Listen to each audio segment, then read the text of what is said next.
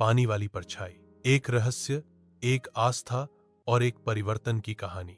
स्थान: बुंदेलखंड का एक सूखा गांव, परसिया। मुख्य पात्र: गुड्डी, 14 साल की समझदार लड़की।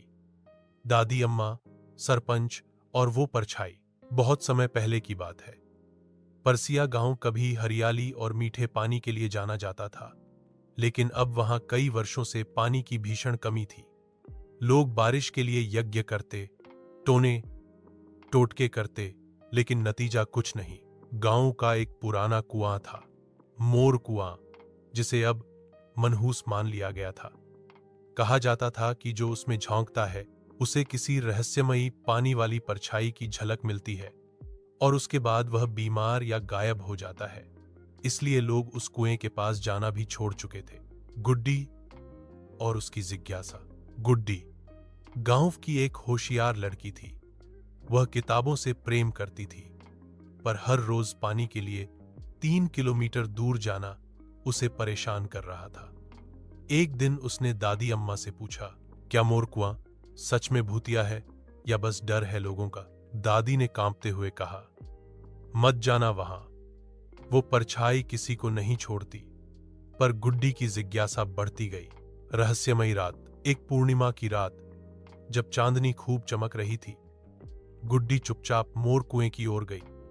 कुआं शांत था, पर जब उसने पानी में झांका तो अचानक हल्की नीली रोशनी उठी और एक स्त्री जैसी परछाई दिखी जो हाथ जोड़कर कुछ कह रही थी। गुड्डी डर गई, लेकिन भागी नहीं। उसने ध्यान से सुना। मुझे डर नहीं, समाधान चाहिए। मैं इस गांव की आत्मा हूं। जब तक लोग मेरा सम्मान नहीं करेंगे, मैं सो नहीं सकती। गुड्डी कांप रही थी। परछाई ने और कहा, इस कुएं की मिट्टी में एक जल नदी है, लेकिन तुम लोगों ने इसे पत्थरों से बंद कर रखा है। गुड्डी ने यह बात गांव वालों को बताई, लेकिन किसी ने विश्वास नहीं किया। बदलाव की शुरुआत। गुड्डी ने खुद खुरपी और बेलचा उठाया और कुएं के चारों ओर खुदाई शुरू की। कुछ बच्चों और महिलाओं ने उसका साथ दिया। धीरे धीरे गांव के लोग भी आकर्षित हुए। तीसरे दिन खुदाई करते करते एक पत्थर की दीवार टूटी और पानी का एक तेज झरना बह निकला। गांव की आंखों में चमक लौट आई। सरपंच ने उस कुएं के पास एक छोटा मंदिर बनवाया और नाम रखा, जल देवी स्थल। लोग अब रोज वहां दीप जलाते थे और कहते, परछाई भूत नहीं थी, वो गांव की आत्मा थी जो जागना चाहती थी। सीख: डर और आस्था में फर्क समझो। जो रहस्य है वो हमेशा भूत नहीं होता। कभी कभी वो प्रकृति की पुकार होती है। समझो, तभी समाधान मिलेगा।